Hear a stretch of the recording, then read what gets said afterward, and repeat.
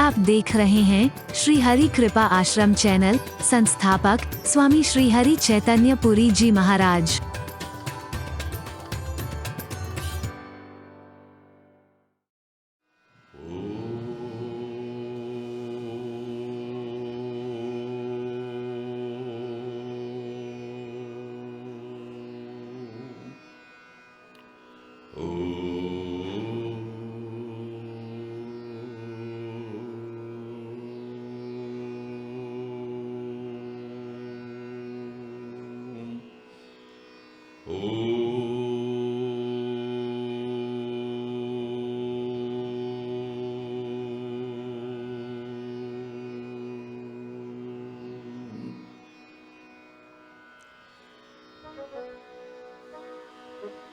सर्वे भवन्तु सुखिनः,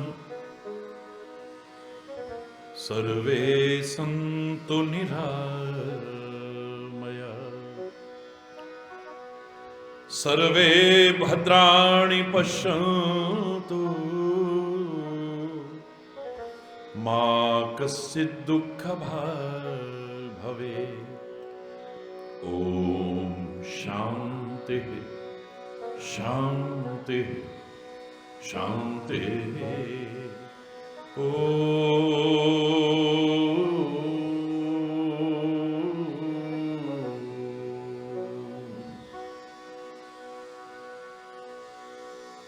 त्वमेव माताश्च पिता त्वमेव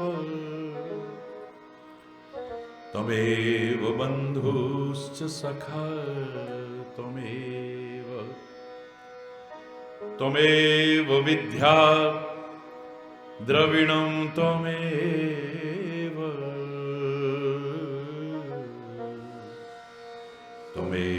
सर्वं मम देव देव। ॐ शान्ति शान्ति शान्ति। ओ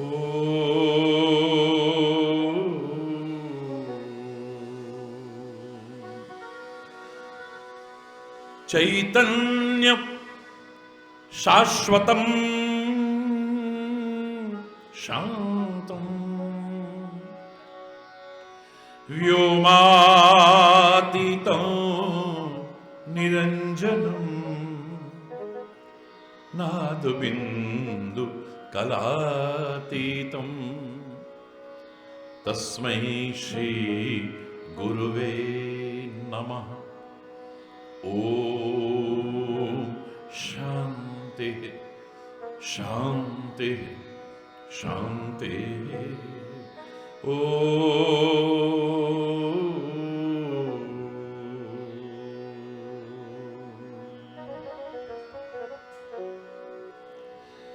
हरि बोल। परमात्मा तो निरंतर कृपा बरसाते हैं।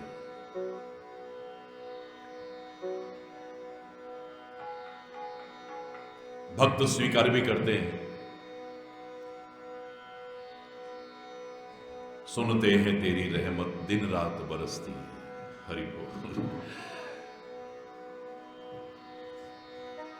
हम उसकी कृपा के अधिकारी बने या नहीं बने, बस यही सत्संग हमें विचार देता है। हरि बोल। उसकी तो आदत है कृपा करने की। एक बड़ी भजन की सुंदर पंक्तियां हैं, आइए पहले उन्हें मिल करके दोहराते हैं।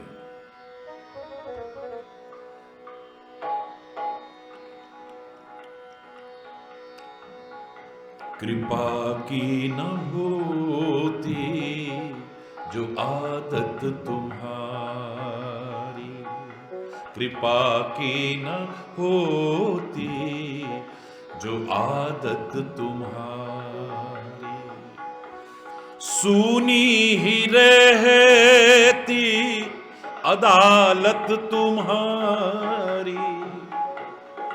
ये जो हर समय भीड़ रहती है, लोग उमड़े रहते हैं, उत्साह लोगों का देखते ही बनता है। ऐ मेरे परमात्मा, ऐ मेरे सदगुरु, कृपा की न होती जो आदत तुम्हारी,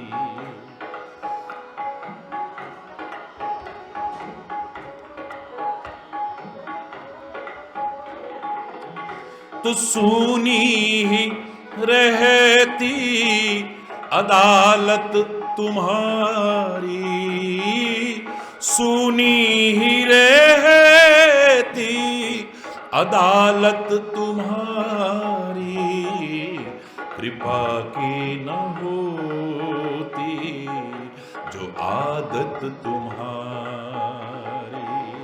कृपा की न होती जो आदत तुम्हारी।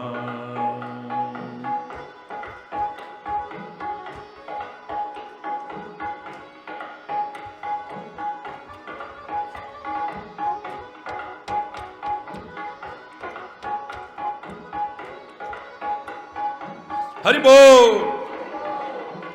जो दीनों के दिल में जगह तुम न पाते, जो दीनों के दिल में जगह तुम न पाते, ऐ मेरे प्यारे परमात्मा, ऐ मेरे प्यारे सदगुरु, जो दीनों के दिल में जगह तुम न पाते, दीनों के दिल में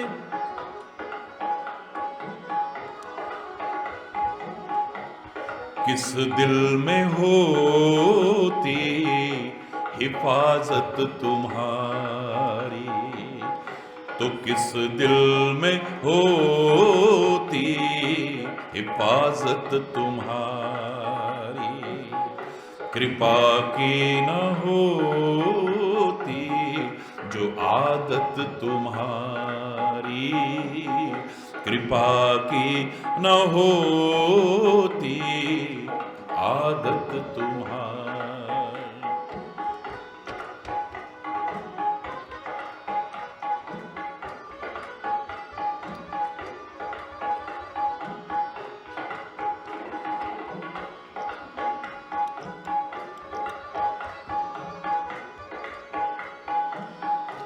गरीबों की दुनिया है आबाद तुमसे, गरीबों की दुनिया है आबाद तुमसे,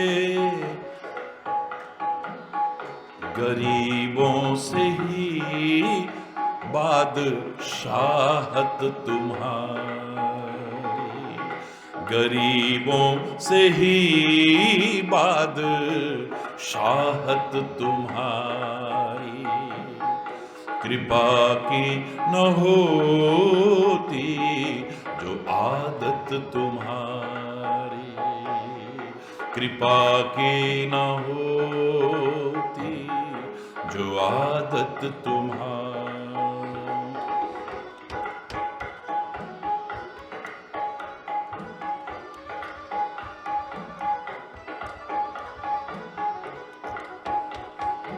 हरि बोल।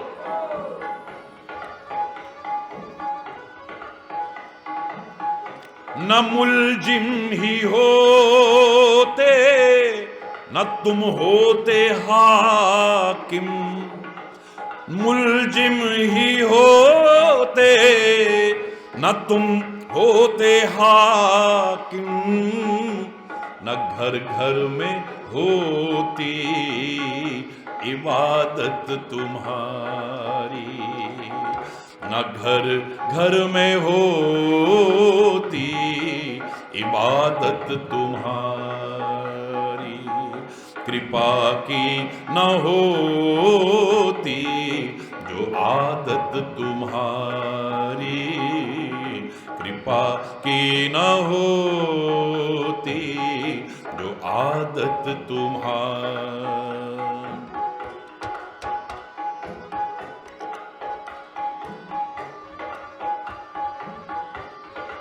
हरि बोल।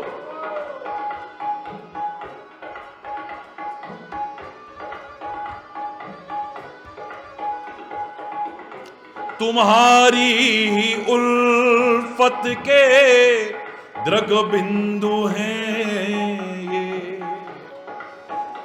ए घनश्याम, द्रग बिंदु बताते हैं कि घनश्याम है इनमें। घनश्याम न होते तो ये बरसात न होती। हरि बोल। ये आंखें बता रही हैं इसमें घनश्याम बसते हैं। अगर घनश्याम न होते तो ये फिर बारिश कहां से हो रही है। हरि बोल। तुम्हारी उल्फत के द्रग बिंदु हैं ये। तुम्हारी उल्फत के बिंदु हैं ये। तुम्हें सौंपते हैं अमानत तुम्हारी। तुम्हें सौंपते हैं अमानत तुम्हारी। कृपा की न होती जो आदत तुम्हारी। कृपा की न होती जो आदत तुम्हारी। तो सूनी ही रहती अदालत तुम्हारी। तो सूनी ही रहती अदालत तुम्हारी। कृपा की न होती जो आदत तुम्हारी। कृपा की न होती जो आदत तुम्हारी। जो आदत तुम्हारी।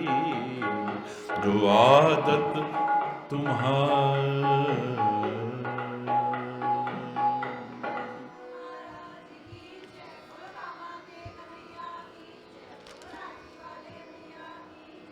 हरि बोल। जोर से बोलो।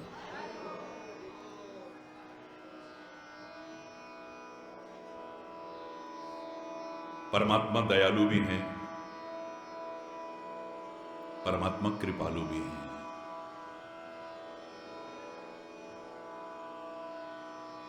सौभाग्यशाली हैं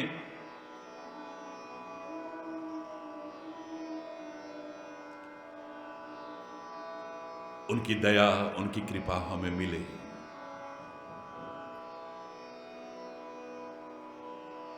लेकिन बहुत गहराई से विचार करके मैंने आपसे कहा था, कोशिश करना कभी उसके दया पात्र बनने की नहीं, बल्कि कृपा पात्र बनने की कोशिश करना। दया, आपके अंदर थोड़ी भी मानवता है तो किसी पीड़ित को देख करके, दुखी को देख करके, दरिद्री को देख करके मन में जो भाव पैदा होता है उसे दया कहते हैं। हाय बेचारा, हाय बेचारा। या किसी के गलत कर्मों के कारण भविष्य में होने वाली दुर्गति को सोच करके जो मन में भाव आता है, हाय इसका क्या होगा, इसे दया कहते हैं। याद रखना, दया कोई भी कर सकता है यदि मानवता है दिल में, तो किसी पर भी कर सकता है। लेकिन कृपा हर कोई नहीं कर सकता और हर एक पर नहीं कर सकता है। हमें कृपा पात्र बनना है, दया पात्र नहीं बनना है। किसकी संतान है हम? बेचारे बेबस बन करके नहीं जीना है, बल्कि जो अपने आप को बेचारे और बेबस समझे हैं उनका सहारा बनने की कोशिश करनी है। उसकी दी हुई शक्ति, सामर्थ्य और साधनों का सदुपयोग करते हुए। हरि बोल। बहुत दिन से यह प्रसंग चल रहा है और बीच में उल्लेख आया था, इसका चर्चा आई थी इसकी। दया और कृपा में क्या अंतर है? इतिहास के अनेक उदाहरण इसके प्रमाण हैं। अम्बरीश एकादशी का व्रत करते थे।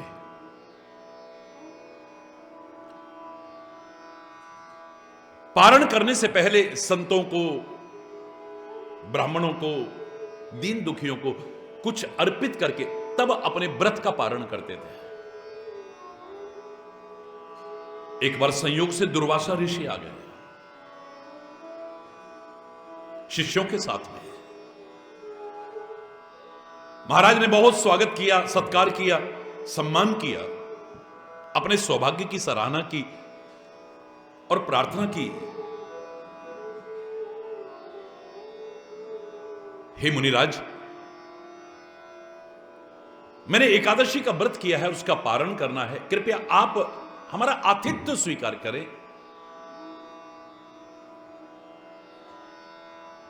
और आपकी कृपा से ही जो मेरे पास है उसे अर्पित करूं, उसे स्वीकार करें, जिससे मैं अपने व्रत का पारण कर सकूं। दुर्वासा ऋषि बोले, अभी स्नान करके आता हूं नदी में, मैं आकर के तुम्हारा भोजन स्वीकार करूंगा, मेरे शिष्य भी स्वीकार करेंगे। उन्हें आने में देर हो गई, वापस लौटने में देर हो गई, तो कुल पुरोहित कहने लगे कि महाराज समय निकल रहा है और आप अपने व्रत का पारण कर दीजिए। दुर्वासा ऋषि को आमंत्रित किया है तो उनके आने से पहले कैसे कर दूं? बोले ठीक है, आप कुछ भोजन मत लीजिए, फल इत्यादि मत लीजिए, जरा सा व्रत पारण करने के लिए जल ले लीजिए, आचमन कर लीजिए बस। अम्बरीश ने जरा सा जल ले लिया। जैसे ही दुर्वासा ऋषि आए तो क्रोध में आग बबूला हो गए। हमारे आने से पहले तुमने कुछ ले लिया, हरि बोल रहा। क्रोध में आकर के अपनी एक जटा उखाड़ी, जिससे कृत्या नाम की राक्षसी पैदा हुई, और वो कृत्या नाम की राक्षसी राजा अम्बरीश को मारने के लिए दौड़ी है।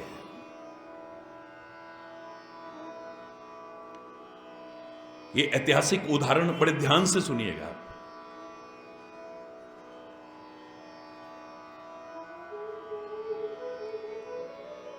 अम्बरीश जो परमात्मा का परम भक्त था, और भगवान कहते भक्त मेरा बच्चे की तरह होता है, छोटे बच्चे की तरह है, तो सब बच्चे मेरे, लेकिन जिसके पास कोई बल है वो मेरा बड़ा बच्चा है।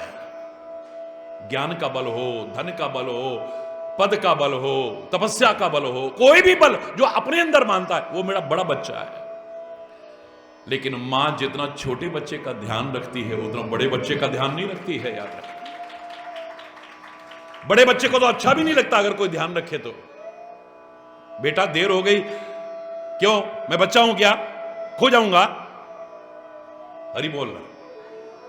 छोटा बच्चा समझा है मुझे, बड़ा हो गया हूं अब मैं, हरि बोल।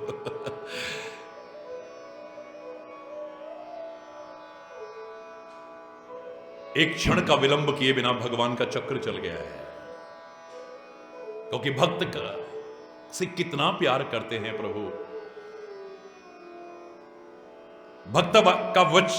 भक्त को वचन दिया है, न मे भक्तः प्रणश्यति, मेरे भक्त का कभी नाश नहीं हो सकता है,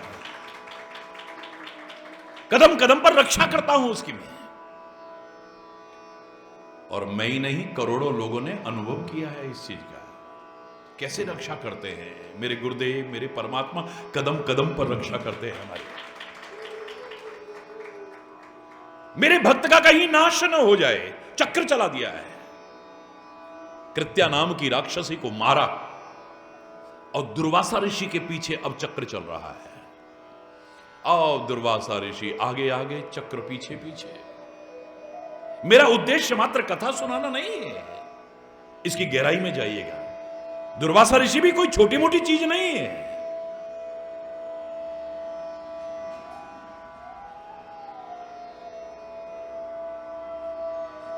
ब्रह्मलोक में गए, शिवलोक में गए, इंद्रलोक में गए, सारे लोकों में घूम लिए, लेकिन कोई अपने नजदीक फटकने को भी नहीं कह रहा है। परमात्मा जिसके प्रति ऐसा रखे उसको कौन बचा सकता है, याद रखना। और परमात्मा यदि रक्षक हो तो कौन बाल बांका कर सकता है।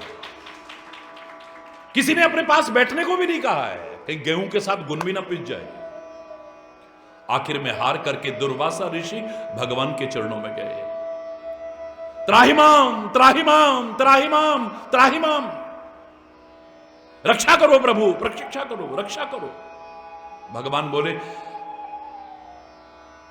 आना है तो मेरे चरणों में नहीं, जिसके प्रति तुमने अपराध किया है मेरे उस भक्त अम्बरीश के चरणों में जाकर के गिरो। अब बताइए आप, इतने बड़े ऋषि को एक राजा के चरणों में झुकने को प्रभु कह रहे हैं, उसकी रक्षा करते हैं और इसके पीछे चक्र चलाते हैं।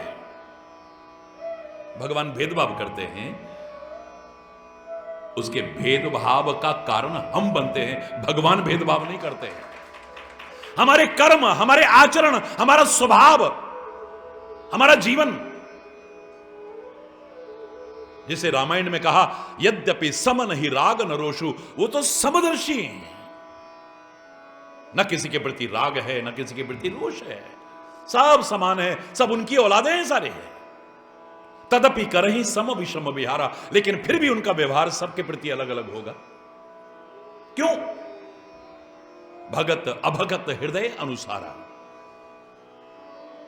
जैसा जिसका जीवन हो भगवान का वही वर्ताव प्राप्त करने का अधिकारी बनता है, याद रखें। भगवान कहते हैं कि मेरे प्रति कोई अपराध कर दे मैं क्षमा कर दूंगा, और हो सकता है सामने वाले का अहंकार और बढ़ जाए, मैंने ऐसा करा, मेरा क्या बिगड़ गया। क्योंकि भगवान, संत और सदगुरु वो तो कहते हैं भगवान इनको सद्बुद्धि देना, इनको क्षमा करना, क्षमा करना। हो सकता है हमारा अहंकार और बढ़ जाए, जो हमारे पतन का कारण बनेगा, किसी का नुकसान नहीं होगा। भगवान कहते हैं मेरे प्रति कोई अपराध कर दे मैं क्षमा कर सकता हूं, पर जो अपराध भगत कर करही राम रोष पावक सो जरही। राम के भक्त के प्रति अगर कोई अपराध कर दे तो फिर राम के क्रोध की अग्नि में जल के खाक हो जाएगा, याद रखना। अरे बोल। अब यहां पर अगर देखें तो दोनों में कितना अंतर नजर आया। ये काहे का अंतर नजर आता है? मेरे भाव से यहां पर दुर्वासा दया का पात्र है और राजा अम्बरीश वो कृपा का पात्र है। अपने क्रोध के कारण, अपनी छोटी छोटी कमियों के कारण हम उनकी कृपा से वंचित रह जाते हैं, याद रखना।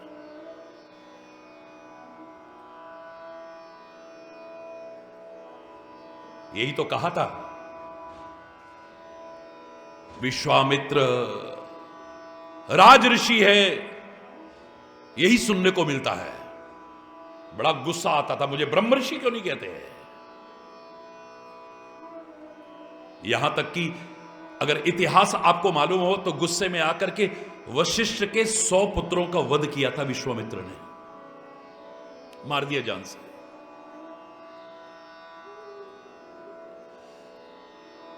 और एक दिन ऐसा आया, विश्वामित्र आज तलवार लेकर के जा रहा है कि आज मैं वशिष्ठ का ही वध कर दूंगा, इसको खत्म कर दूंगा आज मैं। पूर्णिमा का दिन, चांदनी छटक रही है और पहुंच गए वशिष्ठ जी की कुटिया में पहुंच गए हैं। आश्रम में पहुंचे, फिर कुटिया में पहुंचे। कुटिया में छोटा सा एक छेद था जिसमें से अंदर का प्रकाश बाहर निकल ना रहा था। जाकर के आंख लगा के देखने लगे। हरि बोलना, जोर से बोलना। जो लोग कहते हैं ना कि हमारी बुराइयां क्यों करते हैं, हमारे बारे में ही क्यों, तो एक शेर मैंने कहा था, गीदड़ में वैसे भी कभी नहीं कहता। हरि बोलना, मुलाजा फरमाइएगा। अपनी दीवार में खुद किए हैं सुराख तूने, अपनी दीवार में खुद किए हैं सुराख तूने, किसी झांकने वाली नजर से शिकवा क्यों है? किसी झांकने वाली नजर से शिकवा क्यों है? वो झांकता है हमको। अरे तूने छेद छोड़ा है तभी तो झांकता है। तेरे जीवन में कोई कमियां हैं, हरि बोलना। झांकने लगे तो क्या देखते हैं? वशिष्ठ और ऋषि पत्नी अरुंधति आपस में वार्तालाप कर रहे हैं। अब ये क्या बात कर रहे हैं ये सुनने के लिए कान लगा दिया। हरि बोलना। अब कान लगा दिया। अब वो आपस में वार्तालाप कर रहे हैं। स्वामी देखो ना, आज चांद की कितनी अच्छी रोशनी हो रही है। चंद्रमा को देखो, कितना धवल, कितना श्वेत, कितना उज्जवल, कितना शीतल है। आहा हा हा, कितना आनंद आ रहा है, कितनी शीतलता मिल रही है स्वामी। विश्वामित्र सुन रहे हैं और वशिष्ठ जी के शब्द सुनिए आप, जिनको मारने के लिए आया है आज विश्वामित्र। वशिष्ठ जी कहते हैं, देवी ये चंद्रमा का जो शीतलता, धवलता, उज्ज्वलता है ना, ये बिल्कुल विश्वामित्र के यश के समान है। विश्वामित्र बहुत महान व्यक्ति है, बहुत महान व्यक्ति है। जिसके 100 बच्चों की हत्या कर दी, वो क्या बोल रहा है सुनिए आप। विश्वामित्र जैसा महान व्यक्ति कोई है ही नहीं। ये उसके यश की तरह ये किरणें निकल रही हैं। बस जैसे चांद में एक धब्बा है ना, ऐसे ही एक कमी है उसके जीवन में। वो अगर निकल जाए तो विश्वामित्र जैसा दुनिया में हो ही नहीं सकता है कोई। अब सोचो, जिसको मारने आ रहे हैं वो मेरी बड़ाई कर रहा हो, पानी पानी हो गए, आंखों से आंसू बहने लगे हैं, रोंगटे खड़े हो गए। कहां तलवार गिरी पता भी नहीं चला है। जबरदस्ती अंदर गए, कुटिया का द्वार खोला और जाकर के साष्टांग लेट गए हैं चरणों में। अभी चरणों तक पहुंचे नहीं थे, वशिष्ठ उठा करके कहते हैं, आओ ब्रह्म ऋषि, स्वागत है तुम्हारा, आओ ब्रह्म। यही तो सुनना चाहते थे वो।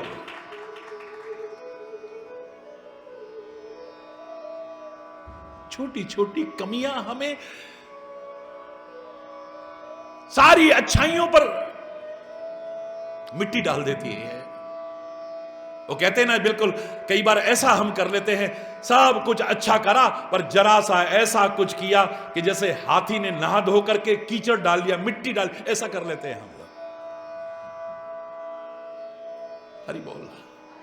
सब किया धराया बेकार हो गया। तीरथ व्रत और दान करे, मन में धरे गुमान, नानक निहि फल जात है। जो कुंचर स्नान, जैसे हाथी ने नहाया धोया बेकार कर, सब कुछ करके बेकार कर लिया।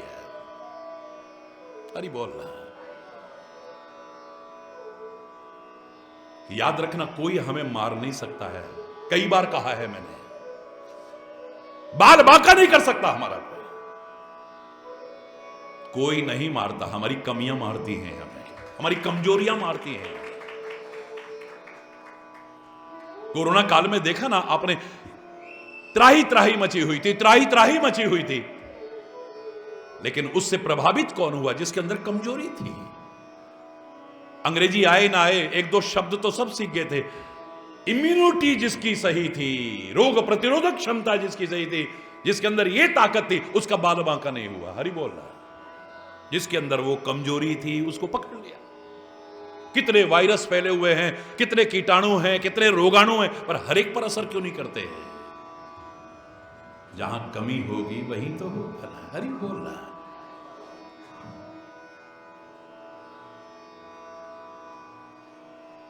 भारत जैसा देश 4 दशक से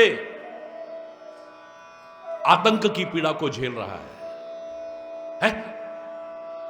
अघोषित युद्ध की स्थिति का सामना कर रहा है। कितने हमारे वीर सैनिक शहीद हो गए, कितने अनाथ हो गए, कितनी गोदियां उजड़ गई, कितनी मांगें सूनी हो गई, कितनी बहनें राखी के दिन भाई की याद में तड़पती हुई देखी जा सकती है। फिर आए दिन जब देखो आतंकवादी पकड़े गए, आतंकवादी मारे। अरे कहां से आ रहे हैं?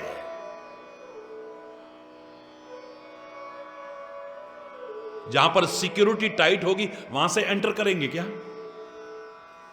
जहां पर कहीं सिक्योरिटी में कमजोरी होगी वहीं से तो घुसेंगे ना। जोर से बोलो ना।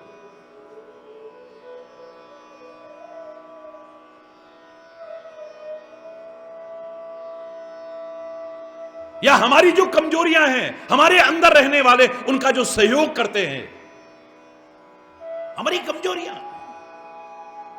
अरे मैं तो इससे ज्यादा उदाहरण क्या कहूं,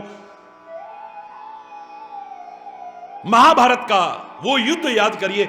एक दिन था, भीम और दुर्योधन का युद्ध हो रहा है, गदा युद्ध होता रहा, कोई हारने को तैयार नहीं है, दोनों ही अपने आप में बलशाली हैं।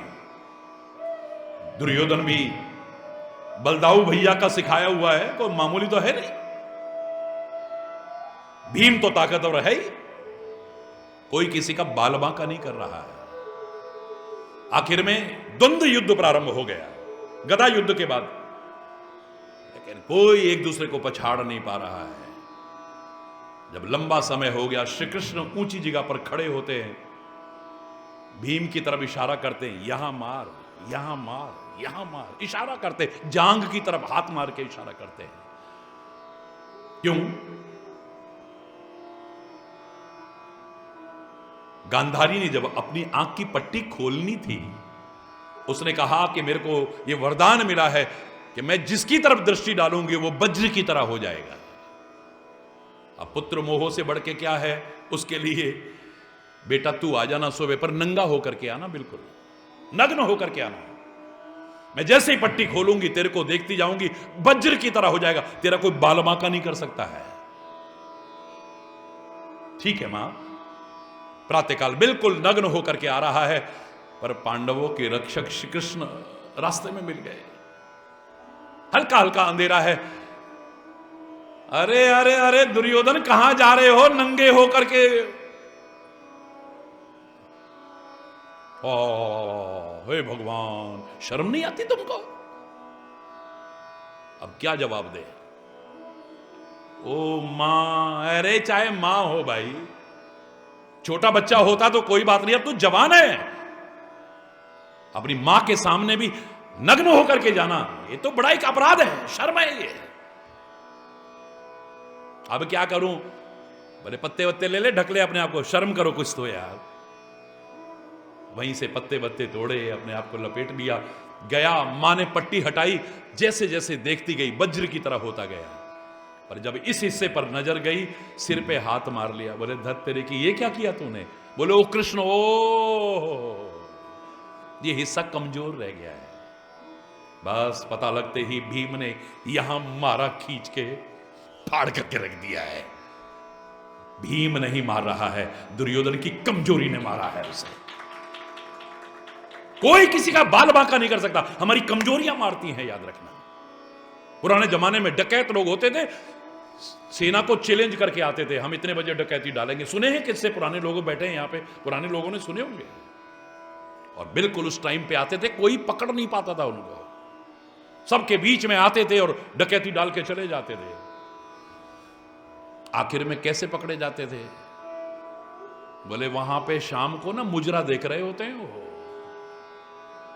शराब के नशे में चूर होंगे और वेश्याओं का नृत्य देख रहे होंगे। सेना घेरती थी, पकड़ लेती थी। हरि बोल रहा, जोर से बोलो ना, और जोर से बोलो ना। सेना नहीं पकड़ पाती थी उनको, पर उनकी कमजोरियां पकड़वा देती थी, याद रखना। मछली को पकड़ने की हिम्मत हो सकती है किसी की, मछली जल की रानी है, बाल बांका नहीं कर सकता है कोई। बड़ा से बड़ा कांटा भी मछली को नहीं पकड़ सकता है। पर जैसा लोग बताते हैं, कांटे के ऊपर कुछ लगा देते हैं, उसको खाने के चक्कर में मरती है वो। मछुआरा नहीं, वो कांटा नहीं मारता, वो जो कमजोरी है ना स्वाद की, वो मार देती है, याद रखना। हरि बोल रहा, जोर से बोल रहा।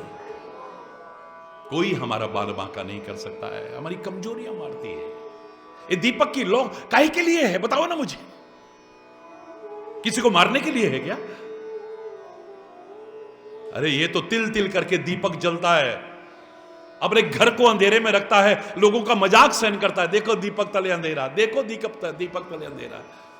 कष्ट पाकर के भी किसी को सुख पहुंचाने का प्रतीक है ये, जीवन को उत्थान की ओर ले जाने का प्रतीक है ये।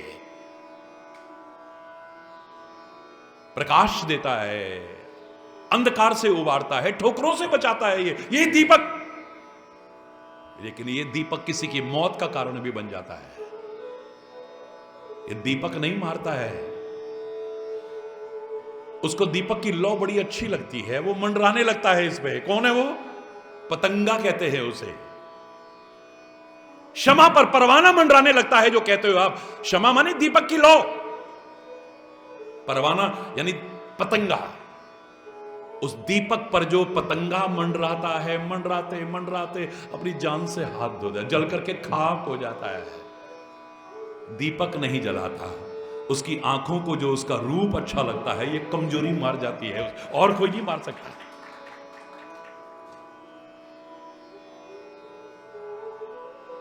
कमल कभी किसी को मारने के लिए होता है क्या?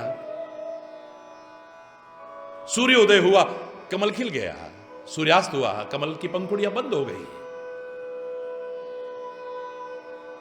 भौरे को उसकी गंध बड़ी अच्छी लगती है, दूर जंगल से खिंचा हुआ चला आता है।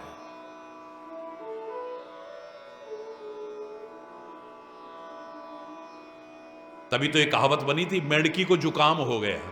मतलब मेढकी वहीं रहती है तालाब में, कमल के पास रहती है, वो कभी आकर्षित नहीं होती उसकी तरफ, साथ रहकर के आकर्षित नहीं होती, और भौरा दूर जंगल से खिंचा हुआ चला आता है।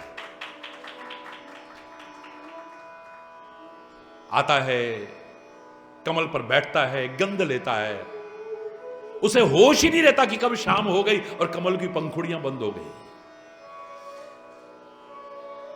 लकड़ी में छेद करने की सामर्थ्य है भौरे में, लेकिन कमल की कोमल नाजुक पंखुड़ियों को नहीं काट पाता और प्राण से हाथ धो बैठता, मर जाता है। उसे कमल नहीं मारता, याद रखना। जो उसका लालच है ना, वो मारता है उसे, उसकी कमजोरी मारती है उसे। हमारा जो प्रसंग चल रहा था, राम जन्म के हेतु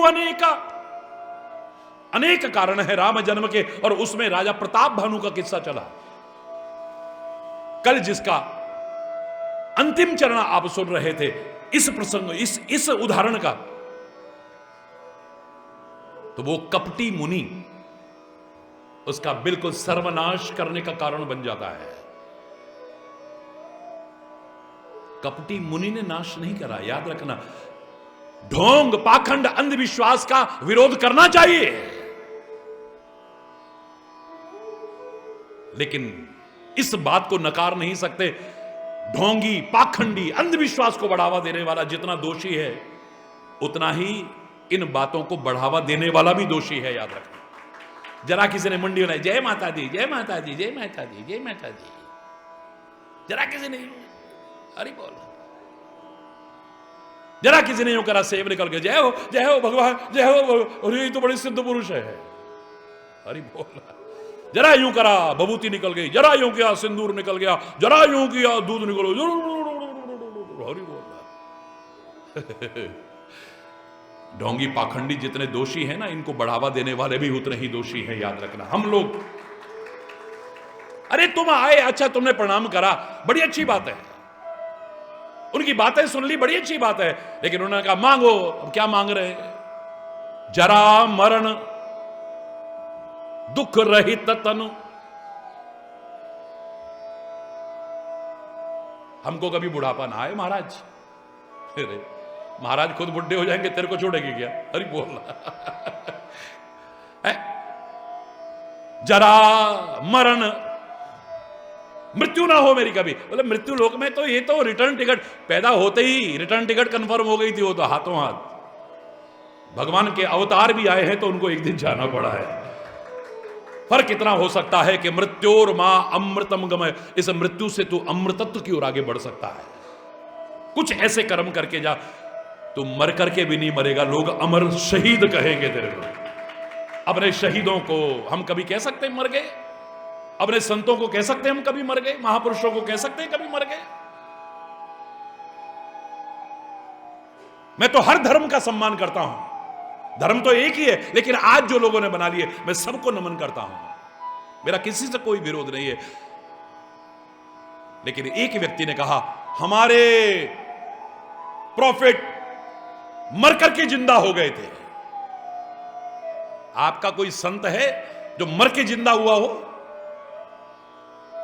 मैं बहस नहीं करता, मैंने एक पंक्ति में कहा हमारे संत मरते ही नहीं है तो जिंदा कहां से होंगे वे?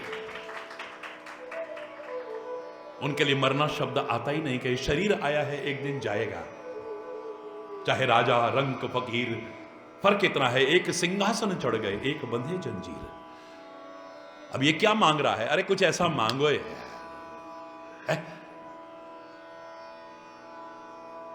पहले तो हर एक से थोड़ी मांगना है तो किससे मांगो? अपने प्रभु से मांगो, अपने गुरु से मांगो, हर एक से थोड़ी ना मांगा जाता है।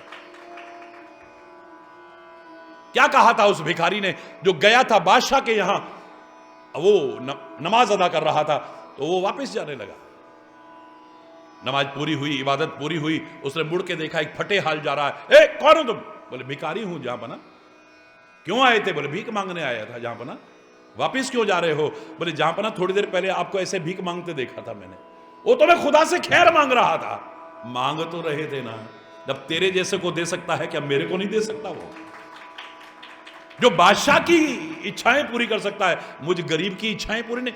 मांगूंगा तो उसी से, तेरे से क्या मांगूंगा? मेरा हरि बोल रहा, जोर से बोल रहा कि मंगना है गहरा कोलो देके जो पछतावे, मंग ले अपने सतगुरां तो देंदियां देर न लावे। गैर कोलों मंगी ना और गुरां कोलों संगी ना। हरि बोलो, शर्माना मत। लेकिन याद रखना कुछ ऐसा मांग जिस मांगने के बाद कभी मांगना ना पड़े कभी, वरना इच्छाओं का कोई अंत नहीं है, कामनाओं का कोई अंत नहीं है, अभावों का कोई अंत नहीं है, जरूरतों का कोई अंत नहीं है, दुखों का कोई अंत नहीं। ये है ही दुखालय संसार है। अब दुखालय में दुख तो होगा ही होगा। विद्यालय में विद्या नहीं तो काय का विद्यालय है। औषधालय में औषधि नहीं तो काय का औषधालय है। पुस्तकालय में पुस्तक ना हो तो काय का पुस्तकालय है। और श्री कृष्ण गीता में अर्जुन को संबोधित करते हुए हमें सिखाने के लिए कहते हैं ये संसार क्या है? दुखालयम अशाश्वतम। क्या परिभाषा दे रहे हैं संसार की? ये दुखालय, दुख आलय माने घर, ये दुख का घर है। वह फर्क इतना है कि अगर तू महापुरुषों के संदेश को जीवन के आचरण में उतार ले, सदगुरु के संदेश को आचरण में उतार ले, तो इस दुखालय को भी सुखालय बना सकता है। तो हरि बोल,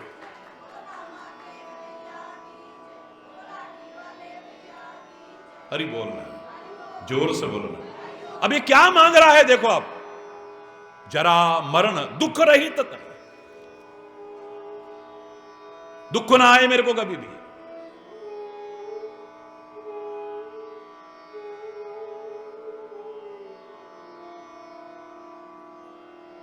एक छत्र रिपुहीन मही, सारी दुनिया पर मेरा एक छत्र राज हो जाए महाराज। रिपुहीन मही, सारी पृथ्वी पर मेरा कोई शत्रु शेष न रहे। हरि बोलना, जोर से बोलना।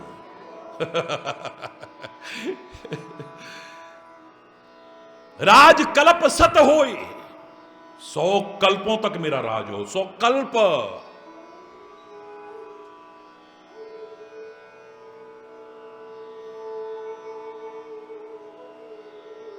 मेरे जैसा होता तो कहता बेटा हरि बोल। अब ये समझना चाहिए कि ये सामने वाला ढोंगी है जो ऐसे उसके रहे, हाँ हाँ ऐसे ही हो, जाओ ऐसा ही होगा बालक। समझ जाना चाहिए कि सामने ये कौन दे सकता है। भगवान से भी अगर मांगा हिरण्यकश्यप ने मेरी मौत ना, बोले ये नहीं हो सकता, तो फिर उसने चालाकी दिखाई, अंदर बाहर ये वो भलाना डिगाना, नरसिंह रूप चाहे प्रकट, लेकिन मरा एक दिन रह नहीं सकता है। रावण मांग ले, क्या मांगना? बोले मेरी मृत्यु ना हो कभी। बोले ये नहीं हो सकता है, भगवान मना करते रहे। चलो बंदर और मनुष्य के अलावा कोई ना मारे। बोले हाँ ठीक। अब देवता बंदर बन गए, भगवान मनुष्य बन गए, पर मरना तो पड़ा, बच नहीं सकता है। जो इस तरह की बातें करे, समझ लो कहीं ढोंग है, पाखंड है, अंधविश्वास है, उसके अलावा कुछ भी नहीं है, कुछ भी नहीं है, कुछ भी नहीं है। अब उसके चक्कर में आ गया तो क्या हालत हुई है आपके सामने है। कल आपने विस्तार से सुना, सत्य के तो कुल को नहीं बाचा, सारा खानदान नष्ट हो गया उसका, परिवार पूरा नष्ट हो गया है, एक नहीं बचा उसके परिवार में। वही समय आने के बाद पूरे परिवार और समाज सहित राक्षस बना फिर। और कैसा राक्षस बना? 10 सिर ताहि 20 भुज दंडा। 10 सिर थे उसके, 20 भुजाएं थी। रावण नाम वीर भरी बंडा, रावण नाम का योद्धा राक्षस हुआ। और भूप अनुज अरिमर्दन नामा भयो सो कुंभकर्ण बलधामा। जो उसका भाई था अरिमर्दन नाम का, वही कुंभकर्ण बना। उसका जो मंत्री था धर्मरुचि नाम का, जिसकी धर्म में रुचि थी, वो रावण का सौतेला भाई विभीषण जाकर के बना है। विष्णु भक्त, विज्ञान निधाना, परमात्मा का भक्त है, परम वैष्णव है।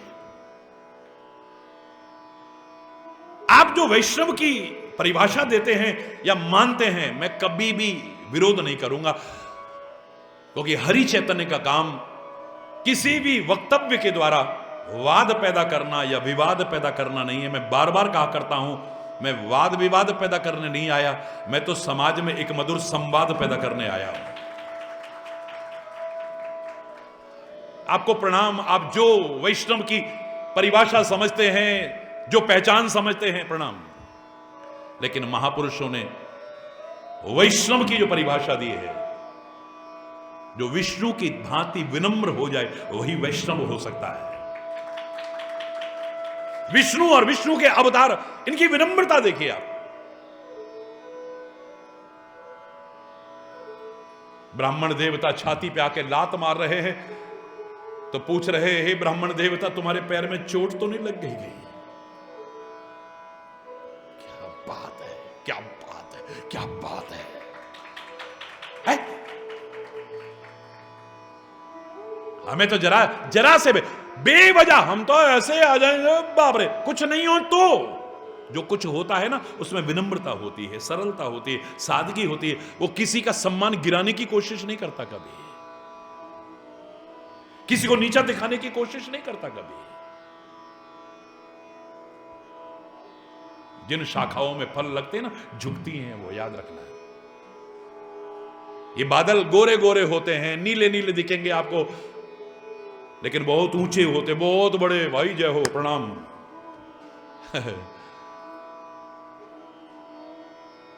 लेकिन कोई प्यासे हो तो उनके किस काम के हैं? खेती सूख रही, उसके किस काम के हैं? ये जो गोरे चिट्टे बादल बहुत दूर दिखाई देते हैं, जब इनमें रस भरा आता है, जल भरा आता है, घनश्याम बन जाते हैं, ये नीचे झुक जाते हैं, याद रखना। क्योंकि जब कुछ आता है तो आदमी झुक जाता है, विनम्रता आती है, सरलता आती है, अकड़ नहीं आती है। और वैसे भी मैंने हमेशा कहा, अकड़ तो मुर्दे की पहचान है। मुर्दा अकड़ता है, जिंदा नहीं अकड़ता है, बार बार कह रहा हूं। जीवित व्यक्ति में यदि अकड़ आ जाए तो डॉक्टर की सलाह लो, डॉक्टर साहब मेरी उंगली अकड़ गई है, मेरी गर्दन अकड़ गई है, मेरी कमर अकड़ गई है, मेरे घुटने अकड़ गए हैं। ये अकड़ और जकड़ की पकड़ में रह करके कभी सुखी नहीं रह सकते हो यार। विनम्रता। कौन है वैष्णव? विष्णु की भांति विनम्र हो जाए जो।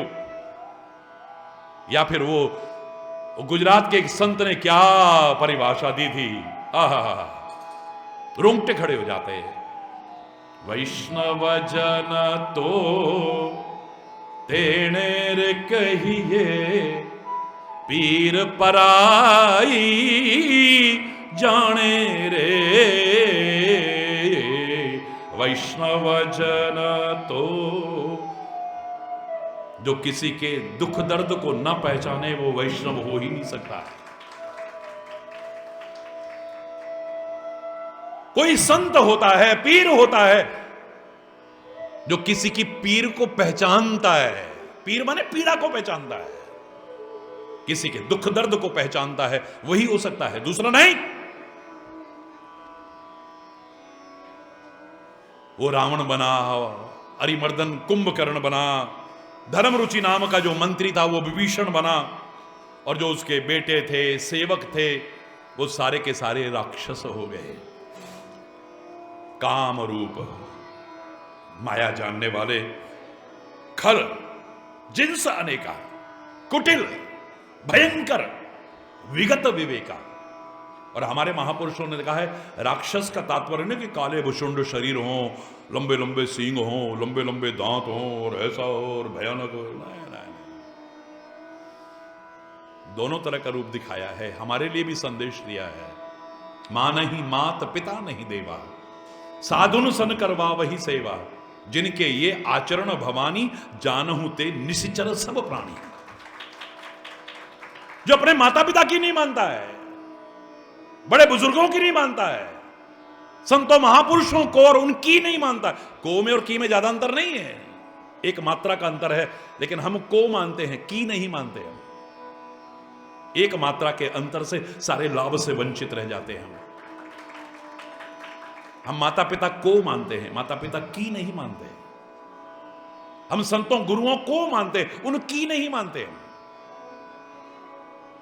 हम परमात्मा को मानते, उनकी नहीं मानते। हम वेद पुराण ग्रंथ उपनिषद कुरान बाइबल गुरु ग्रंथ साहब इनको मानते हैं। इनकी मानने लग जाएं तो जिंदगी ना समझ जाए हमारी। हरि बोल। मां नहीं मात, पिता नहीं देवा। जो माता पिता को देवों को नहीं मानते हैं, उनकी नहीं मानते हैं। और साधुन सन करवा वही सेवा, सज्जनों की सेवा करने की बजाय बल्कि उनसे सेवा करवाते हैं। भगवान शिव कहते हैं, पार्वती जिनके ये आचरण भवानी, जानो ते निश्चर सब प्राणी। वो सारे के सारे राक्षस है। अपने कर्मों से, अपने आचरण से, अपनी प्रवृत्तियों से बनता है। ये मानव का शरीर हमें मिला है, लेकिन हमारे नीतिकार क्या कहते हैं? मनुष्य रूपेण मृगाश्चरन्ति। मानव के शरीर को पाकर के हर कोई इंसान नहीं बना है। जिनके कर्म पशुओं जैसे हैं, जिनकी प्रवृत्तियां पशुओं जैसे पाश्विक है, जिनका आचरण पाश्विक है, वो मानव के शरीर में है, लेकिन मानव नहीं, वो पशु से भी बदतर जीवन जी रहे हैं।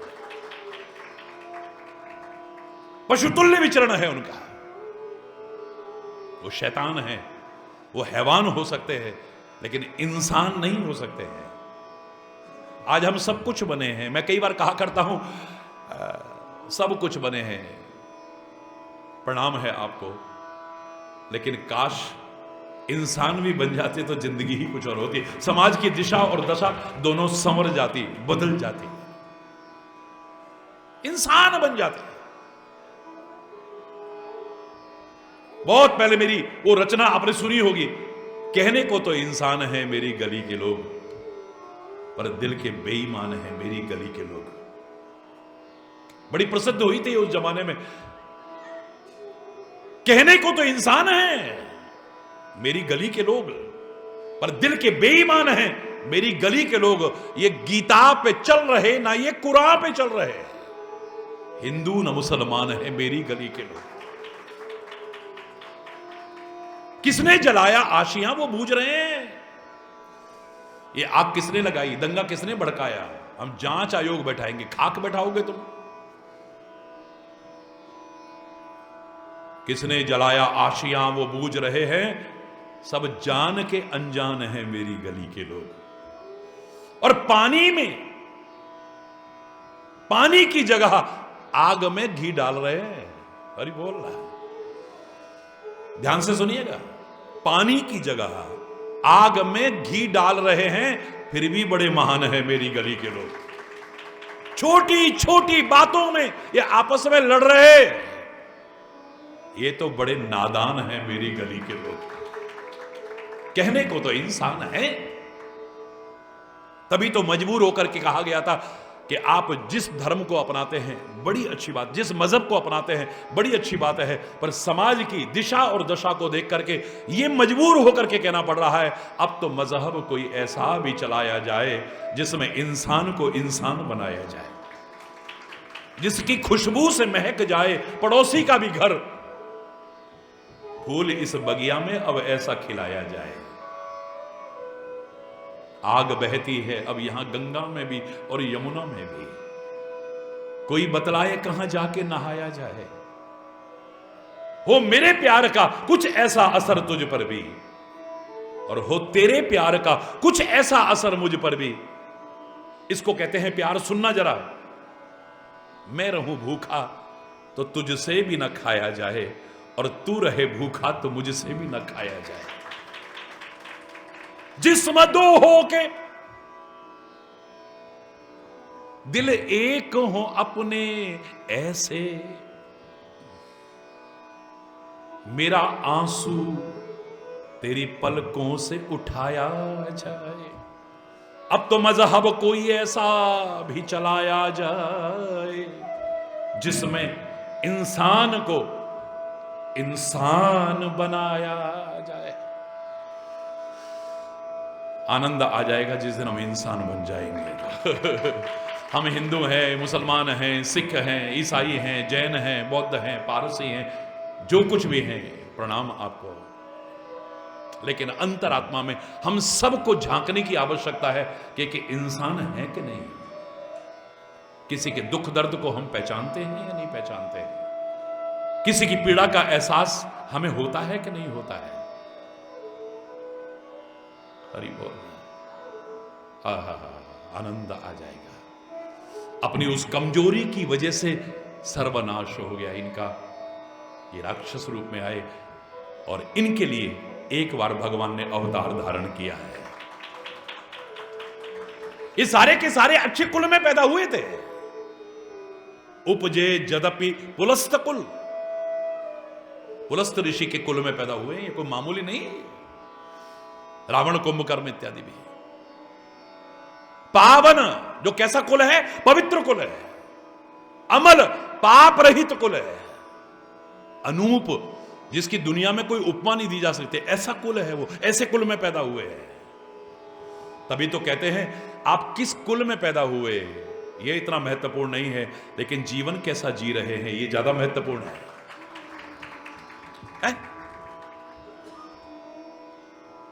हम खाली इसी अहंकार में रह जाते हैं। हम इस जाति में हैं, हम इस कुल में हैं, हम उस कुल में।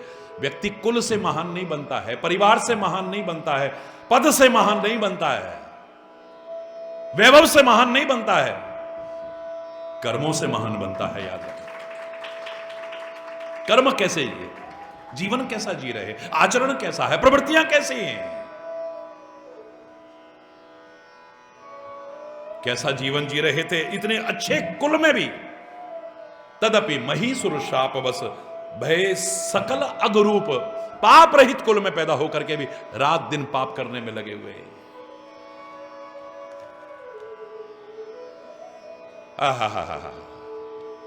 कारण क्या है इसका? कल जानेंगे ना। आज के कार्यक्रम की व्यस्तता के कारण, समय अभाव की वजह से अगर कोई गलत शब्द निकला हो तो यहीं पर अपनी वाणी को विराम देता हुआ एक बार जोर से बोलेंगे, धर्म के अधर्म का, प्राणियों में, विश्व का, गौ माता के, भारत माता के, गंगा माता के, संत समाज के, भारत की देवियों के, भक्त समाज के।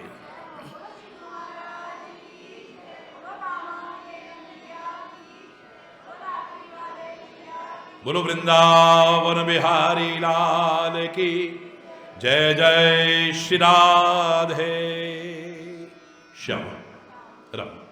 हरि बोल, हरि बोल।